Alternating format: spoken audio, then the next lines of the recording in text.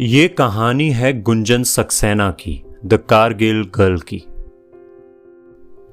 ये कहानी की शुरुआत होती है कारगिल युद्ध से, जहां सेना पर हमला होता है। तभी मिलिट्री एयरफोर्स को अपने मदद के लिए बुलाती है, लेकिन सारे पायलट मिशन पर होते हैं। तभी गुंजन सक्सेना अपना हेलीकॉप्टर लेकर कारगिल युद्ध की तरफ बढ़ती है।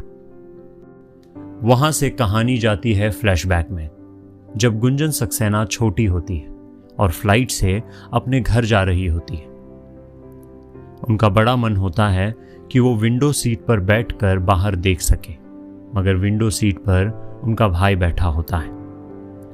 तभी ये चीज एयर होस्टेस देखती है और उन्हें पायलट कैबिन में लेकर जाती है। वहीं से गुंजन सक्सेना का पायलट बनने का सपना शुरू होता है। उम्र बढ़ती है, मगर सपना वही रहता है।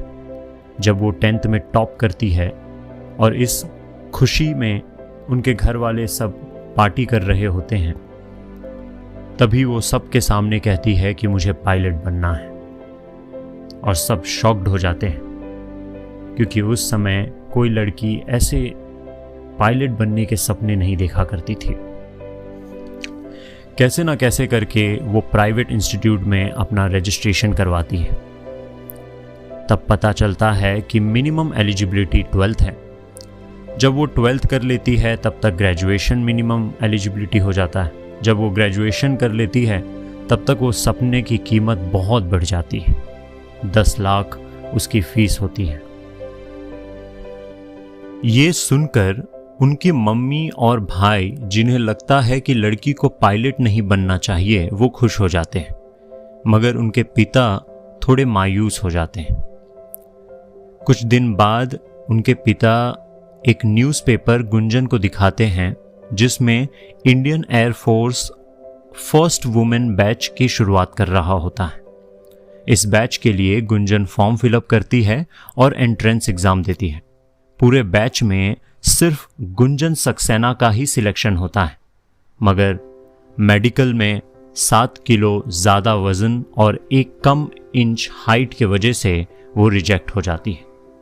ये देखकर गुंजन बड़ी मायूस होती है, लेकिन उनके पिता, जो हमेशा गुंजन की मदद करते हैं, एक बार फिर गुंजन की मदद करने आ जाते हैं। 2 हफ्ते के बाद एक और ट्रायल होता है, जिसमें गुंजन सक्सेना की सिलेक्शन हो जाती है। उनकी फर्स्ट पोस्टिंग उधमपुर होती है, जहां वो इकलौती महिला ऑफिसर होती है, बाकी सारे मेल ऑफिसर्स होते हैं। लेकिन काफ़ी मुश्किलों के बाद वो साबित कर देती है कि वो भी किसी से कम नहीं है। उसी वक्त कारगिल में युद्ध छिड़ चुका होता है और गुंजन सक्सेना को श्रीनगर कैंप पर भेज दिया जाता है। वहाँ एक ऑफिसर होते हैं जिन्हें हमेशा गुंजन सक्सेना की काबिलियत पर शक होता है, मगर इमरजेंसी केस में वो ऑफिसर और गुंजन सक्सेना को ही मिलिट्री रेस्क्यू के लिए जाना पड़ता है। वहाँ वो सीनियर ऑफिसर के हेलीकॉप्टर पर हमला हो जाता है और गुंजन सक्सेना ही इकलौती वो मिलिट्री ऑफिसर और सीनियर एयरफोर्स ऑफिसर को बचाकर फिर से कैंप पर ले आती है। ये देखकर वो सीनियर ऑफिसर के नज़र में गुंजन सक्सेना के लिए इज्जत बढ़ जाती है और सारे मेल ऑफिसर गुंजन सक्सेना को सल्यूट करते हैं। ये कहानी बताती है कि औरत चाहे तो घर भी संभाल सकती है और देश के लिए लड़ भी सकती है। ये थी पूरी कहानी गुंजन सक्सेना मूवी की। और भी कहानी सुनने के लिए मेरे चैनल को सब्सक्राइब करें और बेल आइकन को प्रेस करें।